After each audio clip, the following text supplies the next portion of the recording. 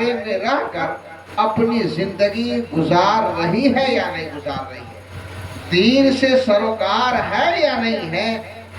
خدیجہ فاطمہ حضرت فاطمہ الزہرا رضی اللہ تعالی عنہا کی کنیز بن کر وہ لڑکی زندگی گزارنے والی ہے یا نہیں ہے۔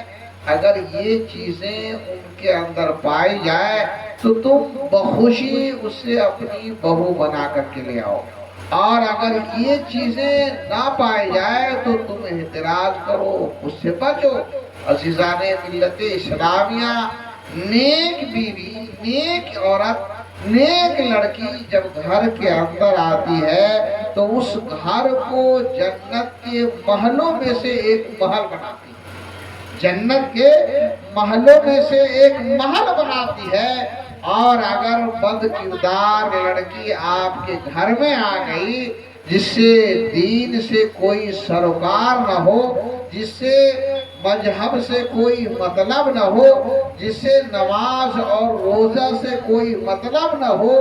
اور ہمیشہ وہ فیشن کے دنیا میں لگی رہے، تو عزیزان ملت اسلامیہ، ایسی لڑکی جب گھر کے اندر آتی ہے تو اس گھر کو جہنم کے گڑھوں میں سے ایک گڑھا بنا دیتی ہے۔ پیارے آقا صلی اللہ تعالیٰ علیہ وسلم ارشاد فرماتے ہیں کہ اچھی بیویاں جس گھر کے اندر آتی ہے اس گھر کے اندر خیر و برکت کا نزول شروع ہو جاتا ہے، اس گھر کے اندر خیر و برکت کا نزول شروع ہو جاتا ہے۔ اور جب اچھی بیوی آتی ہے، اچھی لڑکی آتی ہے تو میرے محترم سامعین کرام، وہ بڑوں کے ادب و احترام کو بھی ملحوظ رکھتی ہے، چھوٹوں پہ شفقت کرنا بھی جانتی ہے، اور میرے محترم اپنے بڑوں کا احترام کرتے ہوئے اپنی زندگی گزارتی ہے، اپنے گھر کے اندر سب کی عزت کرتی ہے، سب کا خیال رکھتی ہے، جس کی وجہ سے میرے محترم اس گھر میں اللہ تبارک و تعالیٰ کی جانب سے خیر و برکت کا نزول ہوتا ہوا نظر آتا ہے، اور اللہ تبارک و تعالیٰ اس گھر کے اوپر کرم فرماتا ہے۔ تو عزیزان ملت اسلامیہ، فی زماننا لوگ سیرت کو تو بالکل ہی نہیں دیکھتے، سیرت کے متعلق پوچھتے بھی نہیں ہیں۔ بہت سارے لوگ جاتے ہیں اور صرف دیکھ لیتے ہیں کہ یہ مالدار گھرانے کی لڑکی ہے، تو میرے محترم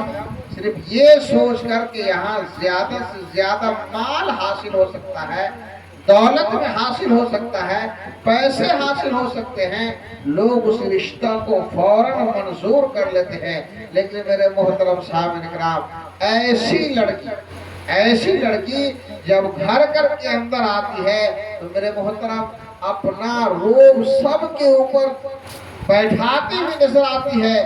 ہر ایک کو یہ کہتی ہوئی نظر آتی ہے کہ ہم نے اپنے باپ کے جانب سے اتنا سارا جہیز لے کر کے آیا ہے، ہم اتنے سارے پیسے لے کر کے آئے ہیں، کیا ہم اسی لیے لے کر کے آئے ہیں کہ ہم آپ کی حکومت میں رہیں، ہم آپ کی بات کو مانیں، ہم آپ کے مطابق اپنی زندگی کو گزاریں۔ عزیزان ملت اسلامیہ، تو ضرورت اس بات کی ہے کہ آپ شادی کریں تو یہ ضرور دیکھیں کہ جس لڑکی کو ہم اپنے گھر کا بہو بنانے جا رہے ہیں اس لڑکی کی سیرت بھی اچھی ہے یا نہیں، وہ لڑکی کنیز فاطمہ بن کر کے زندگی گزار رہی ہے یا نہیں ہے۔ عزیزان ملت اسلامیہ، نیک بیوی کی بات آ گئی ہے۔ خاتون جنت فاطمہ الزہرا رضی اللہ تعالیٰ عنہ سرکار دو عالم صلی اللہ تعالیٰ علیہ وسلم کی صاحبزادی ہیں، بیٹی ہیں۔ پیارے آقا صلی اللہ تعالیٰ علیہ وسلم کی زندگی کو دیکھی ہے۔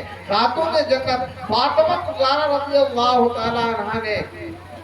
غریبی کی زندگی کو دیکھا ہے، کبھی حضرت علی کرم اللہ وجہ الکریم کو پریشان نہیں کرتی ہے، کسی چیز کا مطالبہ نہیں کرتی ہے، یہاں تک کہ میرے محترم تنے تنہا خاتون جنت حضرت فاطمہ الزہرا رضی اللہ تعالی عنہا ہیں، چکی بھی چلاتی ہیں، آٹا بھی پیستی ہیں اور پانی بھی لاتی ہیں، گھر کے سارے کام کاج کو بھی کرتی ہیں، اپنے بچوں کا خیال بھی رکھتی ہیں، اپنے شوہر نامدار کی خدمت بھی کر رہی ہے۔ یہاں تک کہ میرے محترم سامعین کرام، پیارے آقا صلی اللہ تعالیٰ علیہ وسلم کے پاس غنیمت میں بے شمار بادیاں آتی ہے، تو پیارے آقا صلی اللہ تعالیٰ علیہ وسلم ان بادیوں کو صحابہ کرام میں تقسیم کر رہے ہوتے ہیں، صحابہ کے درمیان بانٹ رہے ہیں۔ میرے محترم خدیجہ فاطمہ الزہرا رضی اللہ تعالیٰ عنہ کی بارگاہ میں یہ خبر معلوم ہوئی کہ پیارے آقا صلی اللہ تعالیٰ علیہ وسلم کنیز بانٹ رہے ہیں، نوکرانی بانٹ رہے ہیں، تو کسی نے کہا کہ فاطمہ الزہرا رضی اللہ تعالیٰ عنہ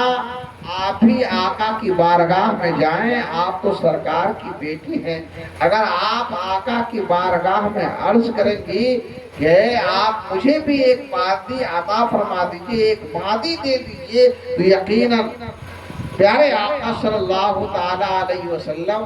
آپ کو بادی عطا فرما دیں گے۔ میرے محترم خاتون جنت حضرت فاطمہ الزہرا رضی اللہ تعالیٰ عنہ آقا کی بارگاہ میں حاضر ہو گئی، اور جب آقا کی بارگاہ میں تشریف لے گئی ہے تو میرے محترم پیارے آقا صلی اللہ علیہ وسلم نے آنے کا غرض معلوم کیا، آنے کی وجہ پوچھی۔ خاتون جنت فاطمہ الزہرا رضی اللہ تعالی عنہ عرض کرتی ہیں، ابا حضور میں نے سنا ہے آپ لوگوں میں بادیاں تقسیم کر رہے ہیں، بادیاں بانٹ رہے ہیں، نوکرانی سب کو دے رہے ہیں۔ یا رسول اللہ، اے میرے ابا حضور، آپ تو خوب جانتے ہیں میں تنہا ہوں، گھر کے سارے کام کاج کو بھی انجام دینا پڑتا ہے، بچوں کا بھی خیال رکھنا پڑتا ہے، اپنے شوہر کا بھی خیال رکھنا پڑتا ہے، رب کے بارگاہ میں عبادت بھی کرنی پڑتی ہے، رب تبارک و تعالیٰ کو راضی کرنے کا کام بھی کرنا پڑتا ہے۔ یا رسول اللہ کتنا اچھا ہوتا اے میرے ابا حضور اگر آپ مجھے ایک بادی عطا فرما دیتے، ایک نوکرانی عطا فرما دیتے۔ میرے محترم صاحب کرام، پیارے آقا صلی اللہ تعالی علیہ وسلم اگر چاہتے، آقا اگر چاہتے تو ایک بادی کیا انیک بادیاں پیارے آقا صلی اللہ تعالی علیہ وسلم خاتون جنت فاطمہ الزہرا رضی اللہ تعالی عنہا کو عطا کر سکتے تھے، دے سکتے تھے، لیکن میرے محترم پیارے آقا صلی اللہ تعالی وسلم نے ارشاد فرمایا، اے میری صاحبزادی، اے میری نور نظر، اے میری بیٹی، اے جنت کے عورتوں کی سردار، کیا آپ بادی سے عمدہ چیز لینا پسند نہیں کریں گے؟ کیا یہ پسند نہیں آئے گا کہ میں بادی سے بھی عمدہ چیز، اچھی چیز آپ کو عطا کر دوں؟ تو میرے محترم خاتون جنت فاطمہ الزہرا رضی اللہ تعالی عنہ عرض کرتی ہے، اے میرے ابا حضور اگر بادی سے بھی کوئی چیز اچھی ہو، بہتر ہو، تو میں اسی کو لینا پسند کروں گی، میں اسی کو لینا پسند کروں گی، وہی چیزیں مجھے پسند آئیں گی۔ میرے محترم پیارے آقا صلی اللہ تعالی علیہ وسلم نے جو دیا وہ سننے کے بعد آپ اشش کریں گے۔ پیارے آقا صلی اللہ علیہ وسلم نے اپنی صاحبزادی خاتون جنت حضرت فاطمہ الزہرا رضی اللہ تعالی عنہا کو نہ دولت عطا فرمایا، نہ سونا عطا فرمایا، نہ چاندی عطا فرمایا، نہ ہیرے اور جواہرات عطا فرمائے، بلکہ پیارے آقا صلی اللہ تعالی علیہ وسلم نے ارشاد فرمایا، اے میری صاحبزادی، آپ ہر نماز پنجگانہ کے بعد، ہر نماز پنجگانہ کے بعد 33 مرتبہ سبحان اللہ، 33 مرتبہ الحمدللہ اور 34 مرتبہ اللہ اکبر پڑھ لینا۔ یہ بادی سے بھی عمدہ چیز ہے، بادی سے بھی عمدہ ہے، بہتر ہے۔ جب آپ ہر نماز کے بعد ان تسبیحات کو پڑھ لیں گی تو جتنی تھکاوٹیں کام کی وجہ سے